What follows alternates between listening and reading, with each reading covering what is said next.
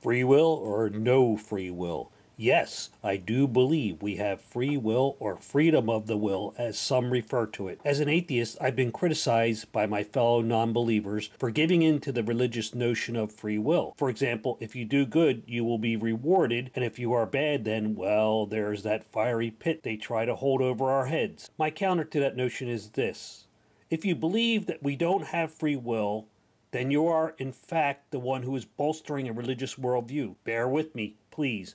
Although many religionists don't see it this way, if a God who is the creator of the universe and has the ability to know all from the beginning of time to the very end, it has been argued that your fate is set and determinism dictates your future. Of course, then, what is the point of petitioning the Supreme Being with prayer or change what is already known? But alas, that is a subject for another 1-minute skeptic. Sam Harris is determined to convince us that we have no free will. He makes eloquent arguments for this case. Harris is a highly qualified neuroscientist, so maybe he is the one we should be listening to. I remember first learning of Harris's thoughts on the subject several years ago, which was right around the same time that we were told about that study showing that our brain knew what we were going to do before we did it. Nearly everyone I knew at the time had just read The Righteous Mind by Jonathan Haidt and were running around convinced we did not have free will because of that study. Yes, they said, this must be it. You don't control your own brain or thoughts or actions or something. Briefly, let me return to the religious train of thought that I started out with. Let's discuss monism versus dualism. If you want to get to live forever and have a glorious afterlife, you must be a dualist, where the mind and the brain are not one. The self or the mind is outside of our physical being. The body dies, and our separate mind floats gently up into the clouds for eternal celestial harmony. Monists believe that the mind and the brain are the same thing. Your self or identity exists within your brain with all those firing synapses and all that other fun stuff. Monists believe that you can treat damage to or disorders of the brain which affect who you are because